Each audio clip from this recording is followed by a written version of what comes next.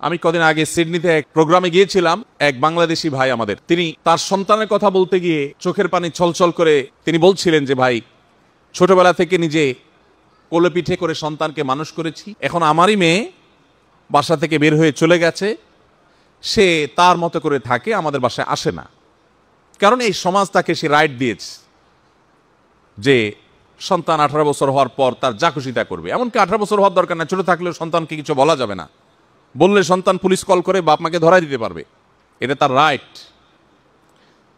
আপাত দৃষ্টিতে বাচ্চাদেরকে কোনো চাপাচাপি করা যাবে না, তারা যা খুশি তা করতে দিতে হবে, এটা বোধহয় বাচ্চাদের অধিকারকে অনেক বেশি সুসংরক্ষিত করেছে আপাত দৃষ্টিতে।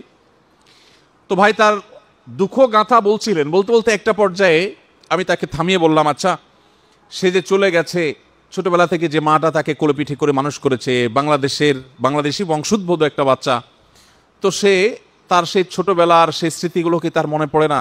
তার কি সেই ভাই বোন, তার মা বাপের কথা মনে পড়ে না? সে স্বার্থপরের মতো কোথাও গিয়ে একা একই বসবাস করছে, তার কি মায়া হয় না?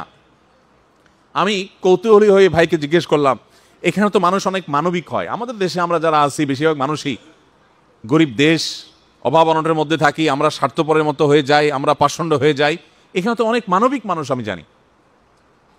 তো বলে, হ্যাঁ ভাই, মানবিকতার একটা দিক আপনি দেখেছেন, আরেকটা দিক হয়তো আপনি দেখেন নাই।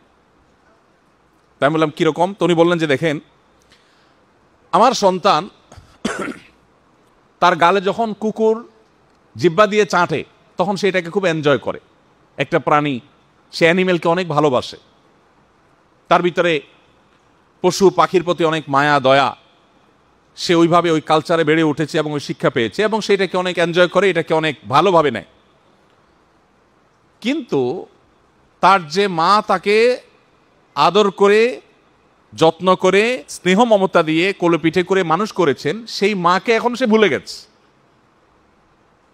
এখানে যে তার অমানবিকতা হচ্ছে, এখানে যে গিভ অ্যান্ড টেকের একটা ব্যাপার আছে, যে মাটা সারা জীবন আমাকে বড় করলেন, যে বাবা বড় করলেন, এখন তাকে আমার দেওয়ার পালা, এই সময় আমি আমার স্বার্থপরের মতো আমি আমার নিজের আখের গোছায় চলে গেলাম।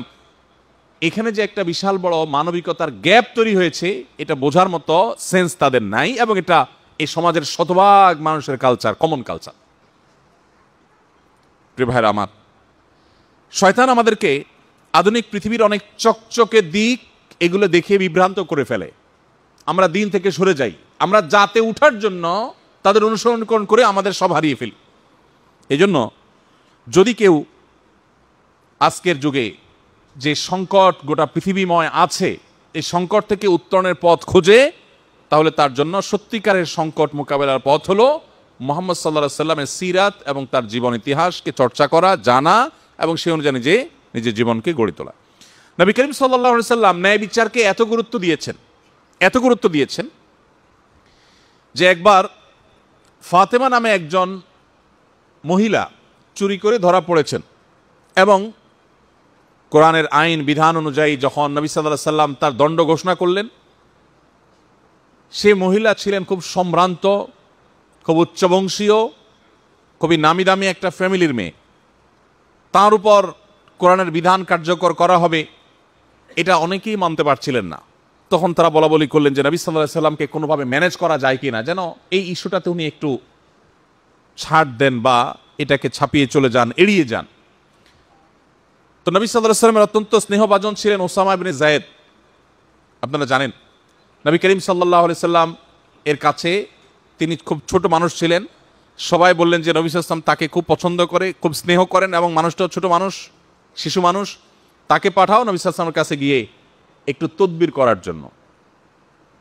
তো ওসামা ইবনে যায়েদ যে বললেন, হে আল্লাহর রাসূল, ফাতেমা বিনতে কায়েস সম্ভবত এই ভদ্র মহিলা, তার ব্যাপারে যে বিধান আপনি দিয়েছেন কোরআন অনুযায়ী, এটা একটু ছাড় দেওয়া যায় না? সম্ভ্রান্ত পরিবারের মহিলা। নবী সাল্লাল্লাহু আলাইহি সাল্লাম রাগান্বিত হয়ে গেলেন এবং বললেন, মুহাম্মদের মেয়ে ফাতেমা যে আছে, মুহাম্মদের মেয়ে ফাতেমাও যদি আজ চুরি করে ধরা পড়তো, তাহলে তার হাত কর্তন করার নির্দেশ দিতে আমি কার্পণ্য করতাম না। প্রিয় ভাইরা আমার, আজ নবী করিম সাল্লাল্লাহু আলাইহি সাল্লামের এই যে ন্যায়পরায়ণতা, এটা দুর্ভিক্ষ আজ সমাজের চতুর্পাশে এই দুর্ভিক্ষ আজ চলছে।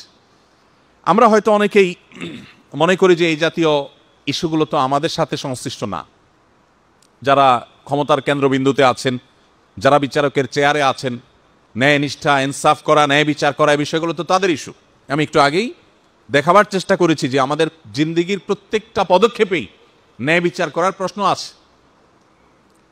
বিশেষ করে আমাদের বাংলাদেশে মানুষের রক্তে মাংসে এমনভাবে দুর্নীতি, নিয়মভঙ্গ করা, এটা এমনভাবে মিশে গেছে আমাদের সাথে, এটাকে আমরা দোষের জিনিস মনেই করি না। 5 ওয়াক্ত নামাজ তো নামাজ, তাহাজ্জুদ যে লোকটা পড়ে সেও অন্যায় তদবির করার জন্য যায় কি যায় না? এবং এখানে যারা আছেন আপনাদের চাইতে এটা আর ভালো কে বুঝবে। আমাদের ঘরের অভ্যন্তর থেকে নিয়ে, রাস্তাঘাট থেকে নিয়ে, অফিস আদালত থেকে নিয়ে রাষ্ট্রের সর্বোচ্চ পর্যায় পর্যন্ত প্রত্যেকটা সেক্টরে, প্রত্যেকটা জায়গায় যে পরিমাণ ন্যায় বিচারের সংকট আছে, এই ন্যায় বিচারের সংকট মোকাবেলা করার সবচেয়ে সহজ পথ হলো মুহাম্মদ সাল্লাল্লাহু আলাইহি সাল্লামকে চর্চা করা, তার সিরাত অধ্যয়ন করা, তার অনুকরণ অনুসরণ করা এবং তাকে আমাদের জীবনে প্রাসঙ্গিক করে তোলা। সমাজকে পরিবর্তন করবার জন্য এর চাইতে কার্যকর আর কোনো পথ আমাদের সামনে খোলা নেই। আপনি পৃথিবীতে অনেক সমাজ পাবেন যেই সমাজে ন্যায় বিচারের অনেক সুন্দর সুন্দর উদাহরণ আছে। আপনি যদি পশ্চিমে চলে যান, পূবে চলে যান, ইউরোপ আমেরিকাতে চলে যান, আপনি দেখবেন ন্যায় বিচারের দারুণ দারুণ উদাহরণ আছে। তারা সবাই কিউ মেনটেন করে চলাফেরা করে, বাসে উঠবে সবাই নিজ নিজ দায়িত্বে লাইনে দাঁড়িয়ে গেছে, কেউ কারোর সাথে ধাক্কাধাক্কি করছে না। এরকম ন্যায়সঙ্গত আচরণের বহু দৃষ্টান্ত পাবেন। কিন্তু সেই সমাজেই আবার দেখবেন অসংখ্য অগণিত অবিচার চলছে, যেগুলো হয়তো আপনার আমার চোখে বা দৃষ্টিতে ধরাও পড়ছে না। সে সমাজের মানুষ তাদের ট্যাক্সের টাকায় যখন ফিলিস্তিনের নিরীহ মানুষের উপরে বোমা মারা হয়, তখন তারা মুখে কুলুপ এঁটে বসে থাকে। ন্যায় বিচার না অবিচার? অবিচার। মুহাম্মদ সাল্লাল্লাহু আলাইহি সাল্লামের আদর্শের বাইরে পৃথিবীতে যত চকচকে তকতকে, যত আদর্শ, যত সৌন্দর্য আপনি দেখবেন, সেটার একটা লেয়ার অনেক সুন্দর দেখা গেলেও তার পেছনের লেয়ার অনেক কালো, নিকষ কালো, অন্ধকার।